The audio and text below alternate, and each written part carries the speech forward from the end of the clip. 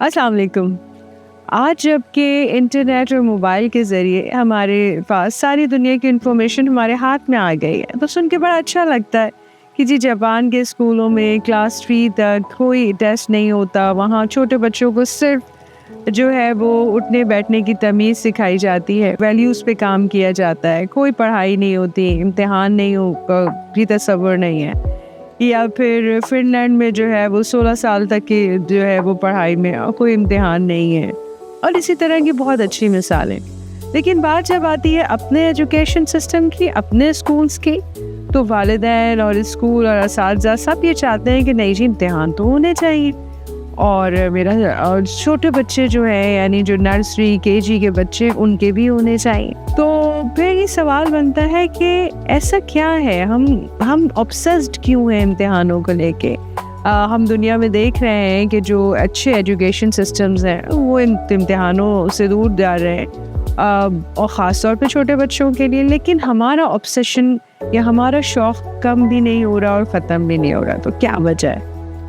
تو جب اس کو کھنگالا گیا تو معلوم یہ ہوتا ہے کہ یہ وجہ پیئر پریشر بھی ہے، فیملی پریشر بھی ہے۔ ہم اپنے بچوں کو دراصل پروف کرنا چاہتے ہیں کہ جی وہ بہت اچھے ہیں دوسروں سے، ایک دوڑ ہے، ایک کمپٹیشن ہے، کسی ریس کا حصہ بنا دینا چاہتے ہیں، اور یہ ثابت کرنا چاہتے ہیں کہ ہمارا اس بچہ جو ہے وہ اس ریس میں اور اس سے آگے آ رہا ہے۔ اس میں خرابی کیا ہے؟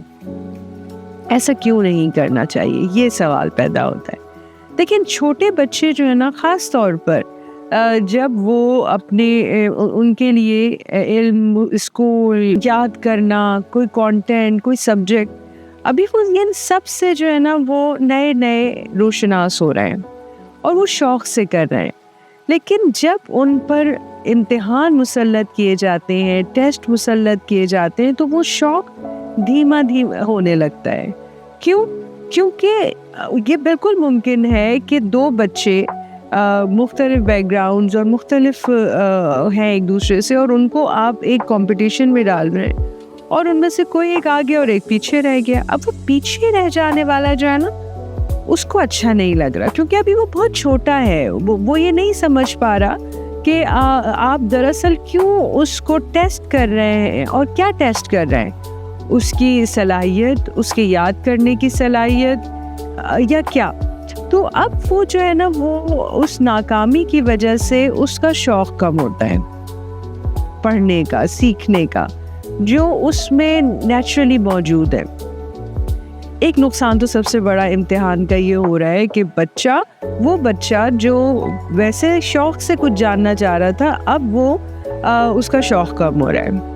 دوسرا نقصان اس سے کیا ہو رہا ہے کہ اس سارے پروسیس میں اس کی جو توجہ ہے وہ جاننے، سیکھنے اور سمجھنے سے ہٹ کر یاد کرنے پہ جا رہی ہے، اپنے آپ کو پروف کرنے پہ جا رہی ہے، تو اس کی توجہ، اس کا آبجیکٹو فوکس وہ غلط ہو رہا ہے۔ ان دو بڑے نقصان ہو جانے کے بعد جو تیسری چیز اس بچے کو فیس کرنی ہے وہ ہے پریشر۔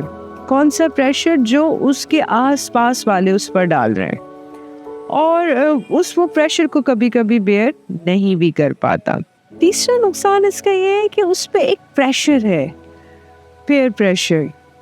اگر تو وہ اچھا اسکور کر رہا ہے تو پھر تو اس کو ایکسیپٹ کیا جا رہا ہے بحیثیت اولاد کے بھی، بحیثیت طالب علم کے بھی، اور اگر وہ اچھا اسکور نہیں کیا جا رہا تو اس کو ایکسیپٹ نہیں کیا جا رہا، اور وہ اس سائیکولوجیکل ڈائلیما سے کو فیس کرتا ہے۔ اچھا چلیں، یہ تو نقصانات ہو گئے، لیکن کہا جاتا ہے کہ کچھ فائدے بھی ہیں کہ جی اس کو کمپٹیشن کی ایک فضا میں رہنے کی وجہ سے وہ ایک محنت کرتا ہے، اور کمپٹیشن تو ایک ریئل لائف سینیریو میں بھی ہوتا ہے، لیکن ریئل لائف میں جب وہ کمپٹیشن میں جاتا ہے تو اس کی ایک الگ عمر ہے۔ میں بات کر رہی ہوں بچوں کی، 5 سال، 8 سال، 10 سال کا بچہ، کیا اس کو اس پریشر میں، اس چیز میں ڈالنا ضروری ہے کہ تم کمپیٹ کرو، تم مقابلہ کرو اس بچے سے جس کے لیے جو ہے وہ چیزیں ممکن ہے کہ آسان ہوں، جو کسی بھی وجہ سے، مثال کے طور پر اس کی اردو اچھی ہے اور دوسرے کی میتھس اچھی ہے، لیکن اب دونوں مقابلہ کر رہے ہیں کہ جی دونوں کو میتھس کا اور سائنس کا اور ہر چیز کا. تو اس مقابلے کی فضا سے جو نقصان ہے وہ زیادہ ہے، اور جو فائدہ ہے وہ شاید دیکھنے میں وقتی طور پر کچھ بچوں کے لیے ہے، لیکن عمومی طور پر اگر دیکھا جائے تو یہ امتحانی نظام جو بار بار ٹیسٹ اور امتحان اور ایگزام کسی بھی نام سے، یہ بچے کو ایک مشکل میں ڈال رہا ہے. اس کا پڑھنے لکھنے کا شوق ختم کر رہا ہے، اس کے علم کے حصول کا شوق ختم کر رہا ہے، اور اس کا جو تعلق بننا چاہیے ایک اچھا تعلق اپنے استاد کے ساتھ، اس تعلق کو نقصان پہنچا رہا ہے. اس کا جو تعلق بننا چاہیے اپنے استاد کے ساتھ، اپنی درسگاہ کے ساتھ، وہ اس تعلق کو بھی نقصان پہنچا رہا ہے. تو وہ نقصانات جو ہیں وہ بہت زیادہ ہیں. اور اب ہمیں تھوڑا سا یہ سوچنا چاہیے کہ اگر کوئی پروسیس، اگر کوئی نظام، اگر کوئی طریقہ کار بہت سالوں سے چل رہا ہے، ضروری نہیں ہے کہ وہ ٹھیک ہو، اس میں گنجائش ہو سکتی ہے، اور اس کو دیکھنے کی ضرورت ہے کہ اس نظام کے ساتھ ہمیں نقصان اگر ہو رہا ہے تو اس کو دیکھیں. اگر ہمیں امتحان ہی لینا ہے، یہ جاننا ہے کہ بچہ سیکھ رہا ہے یا نہیں سیکھ رہا، تو اس کے بہت سے اور طریقے ہو سکتے ہیں. آپ اسے گروپ ورک دیجئے، آپ اسے پروجیکٹس دیجئے، آپ اس کے ریئل لائف ان سے اپلیکیشن لکھوا کے خود نہ چیک کیجئے، بلکہ اس سے لیٹر لکھوائیے اور وہ اخبار میں بھیج دیجیے، لیٹر ٹو دا ایڈیٹر میں. وہ اس کا ٹیسٹنگ ہو جائے گی، اس سے خط لکھوا کر اس کے کسی رشتہ دار کو پوسٹ کروا دیجیے. یا اگر آپ اس سے سائنس کا کوئی کانسیپٹ وہ سیکھ رہا ہے تو آپ اس کانسیپٹ پر اس سے کوئی پریزنٹیشن یا ڈسپلے بنوا لیجیے. تو جو چیز آپ سکھا رہے ہیں وہ اس سے سیکھی نہ سیکھی، اس کو جاننے کے بہت سارے طریقے. ہمیں صرف ایک ہی طریقہ آتا ہے اور وہ ہے ٹیسٹ.